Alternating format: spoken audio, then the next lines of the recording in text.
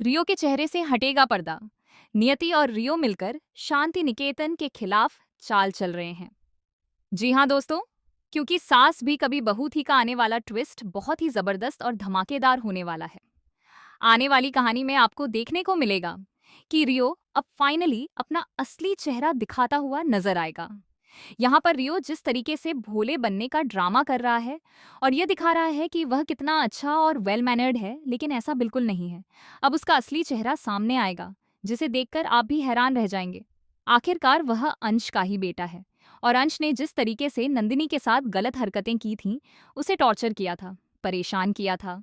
अब ठीक वैसा ही उसका बेटा रियो करता हुआ नजर आएगा।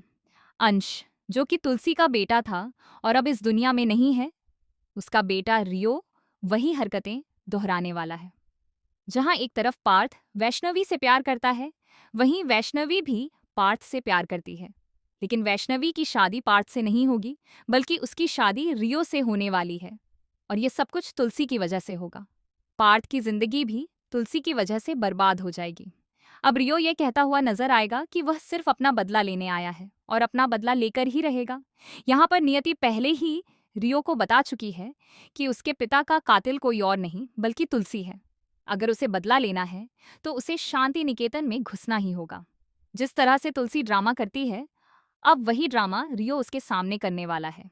आने वाली कहानी में हाई वोल्टेज ड्रामा देखने को मिलेगा, जहां रियो अपने चेहरे से नकाब हटाकर बताएगा कि वह यहाँ सिर्फ बदला लेने आया है। वह ये भी दिखाता है कि वह तुलसी या शांति निकेतन में किसी को नहीं जानता, जबकि असल में वह हर एक शख्स को पहचानता है और सबसे बदला लेने के लिए तैयार है।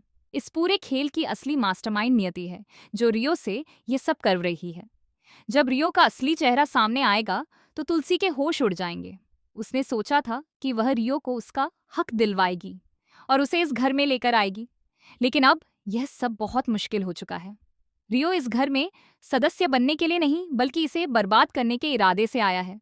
अब सवाल यह है कि क्या वह सच में अंश का बेटा है या कोई और शख्स जिसने बदला लेने के लिए यह चेहरा अपनाया है ताकि उसे सहानुभूति मिले और तुलसी उसे घर में ले आए। देखना दिलचस्प होगा कि जब यह नकाब हटेगा तो कौन सा नया खुलासा और ट्विस्ट सामने आएगा। फिलहाल आप इस आने वाले ट्विस्ट को लेकर कितने एक्साइटेड हैं, हमें कमेंट करके जरूर बताएं। अगर आपको भी लगता है कि रियो ने नकाब ओढ़ रखा है और वह वैसा नहीं है जैसा दिखता है, तो अपने विचार हमारे साथ शेयर करें। ऐसे ही टीवी के लेटेस्ट अपडेट्स के लिए चैनल को सब्सक्राइब करें।